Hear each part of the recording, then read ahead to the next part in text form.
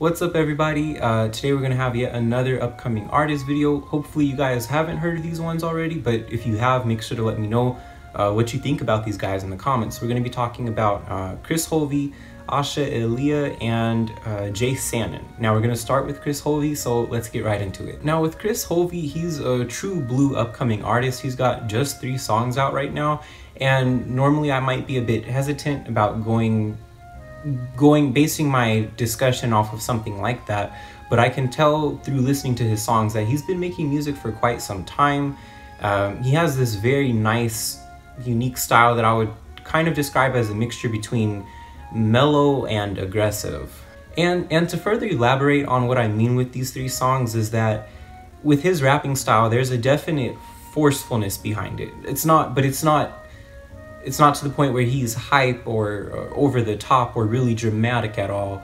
I think a good way to articulate it would be that with his music, I hear a strong flex factor, but also a equally strong and balancing chill factor. He sounds really confident without also sounding like he has something to prove, and it's really nice to hear actually. Now, as a side note, for those of you who tend to like that God over money or lamp mode type of artistry, you'll probably appreciate how blatant he can be when it comes to his love for God or generally talking about God in his music. Overall, to summarize Chris, I would say that he's got a really good ear for melody. Like his 3 songs so far are really ridiculously catchy, but at the same time he manages to incorporate creative ways of wording his messages or generally just having deep messages.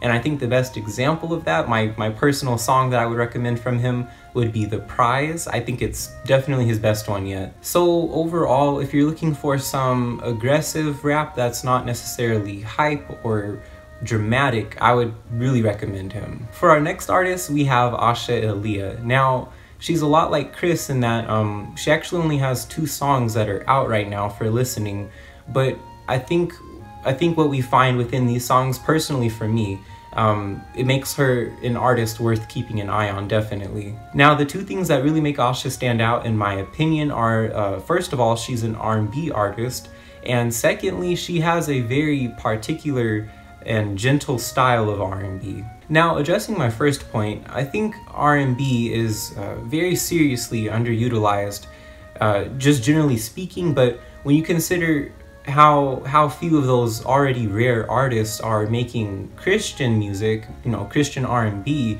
Asha is honestly, like, within this landscape, she's something like an oasis in a desert. And as to my second point concerning her style, obviously R&B can take on a lot of different forms and sounds, but particular to Asha is the fact that she likes to use this, I would call it an eccentric R&B style. And of course, this is only going off her 2 songs, which are Evidence and Serve, but I would say that it seems like she's fond of very ethereal beats. And then you combine this with her vocals, which are definitely on the higher end of things, and then to top that off, she tends to sing very slowly. So you just sort of get this, the combination just sort of meshes together to make these songs that sort of feel dreamlike.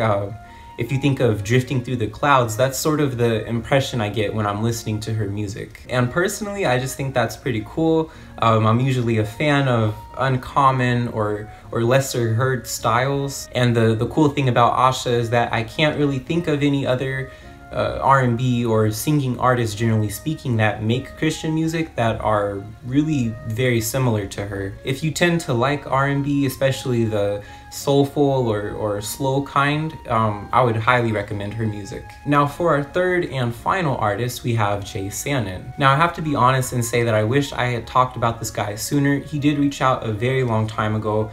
I was impressed with what I heard back then, but recently I really went through his whole catalog and I was just very impressed with what I heard. The cool thing about Jay is that he's a rapper and also a producer. He has about 10 songs out right now. What I've noticed with his music is that he tends to lean towards that somewhat emotional or vulnerable rapping style, but he also keeps a good head on his shoulders as he's going through it. I noticed with his heavier songs, there's never a sense of feeling overwhelmed or overcome with grief, but more so this feeling of solemnity or sobriety.